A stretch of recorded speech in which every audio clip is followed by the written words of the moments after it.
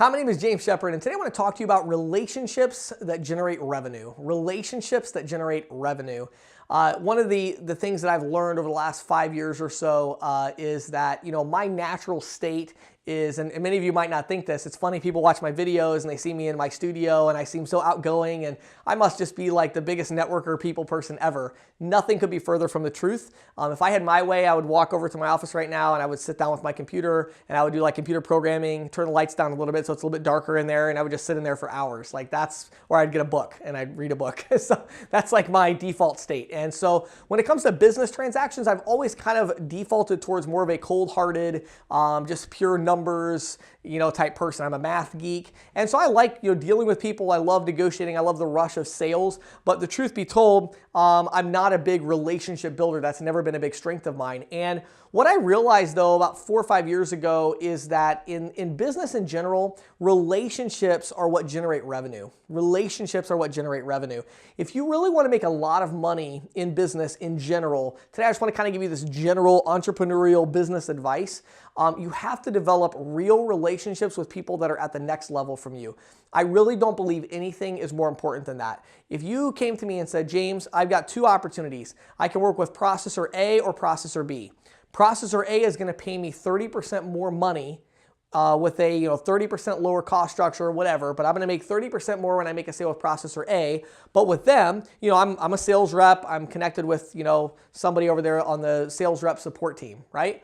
Or processor B. Now, processor B is going to pay me 30% less money, but I have a solid relationship with their vice president of sales, and it's a decent sized company. They have a lot of resources, and they really want to partner with me, and they've offered to fly me out there so that I can talk to them and, and have a conversation with the president or whatever, right? I would tell you to take processor B every single time. I honestly wouldn't even care what the compensation was at processor A.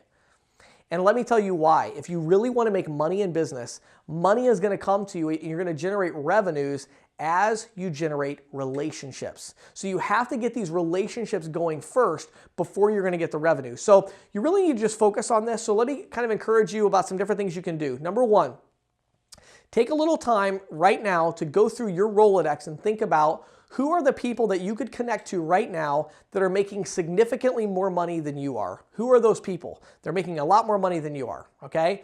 And I could reach that person. They would spend 10 or 15 minutes on the phone with me, okay? Whoever that is, reach out to them and spend 10 or 15 minutes on the phone and ask them, how can I benefit you? What could I do that would benefit you? How could we partner together, right?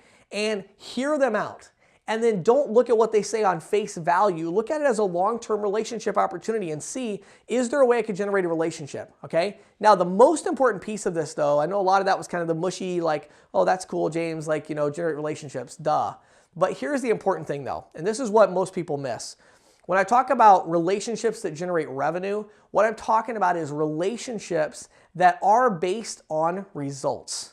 Relationships that are based on results. And so it's kind of these 3 words. I'll start with R. You have relationships, revenue, and results. You have to get these 3 things aligned because if you want to have these solid business relationships, a business relationship, certainly it's based upon, liking each other, having a little bit of trust or whatever, but the key thing it's based on is results. And so don't think for a second that, oh, I negotiated this really good deal with this processor, and so that means I'm just golden and I now have this great relationship with them. You have nothing with them, nothing. You're like, well, no. I talked to their VP. He's really excited to work with me. I don't care. You have nothing until you start producing deals for them, until they see what you can do, until they see the results you're going to bring forward. If you have a job and you're like, oh, I have a really good relationship with the boss. No, you don't.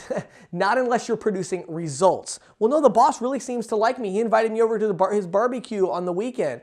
Cool. Guess how quick he's going to fire you when he gets the word from corporate that he has to do a layoff. He doesn't care about that. He doesn't care that you came over to the barbecue. He doesn't care that you connected or whatever. That is all secondary stuff. That's icing on the cake. But what matters is getting real relationships and saying, I'm committed to this business relationship and I'm going to prove how committed I am by focusing on it and generating results that are going to benefit the person I want to have the relationship with. Value those relationships over the revenue And the way you can show that you value them is by producing results. Now that's some good business advice. Probably most of you are listening to this and you're like, oh, I'm sure I already do that, blah, blah, blah. And you're not even gonna get it at all, but I hope a few of you are gonna like really, maybe like you're driving down the road right now and when you turn this podcast off, you're gonna really stop and think about that and be like, wow, do I value the relationships more than the revenue? Am I willing to sacrifice the relationship to renegotiate my Schedule A to get that extra penny? Or am I valuing the relationship more? Am I willing to spend $500 on a plane ticket to pay my own expenses to fly out and just meet somebody that I want to work with just to show them how important they are to me? Do you value the revenue more or the relationship more? If you value the revenue more, you're probably never going to get it. If you value the relationships more, that revenue is sure to come as long as you're producing the results. My name is James Shepard. Thanks for watching and listening.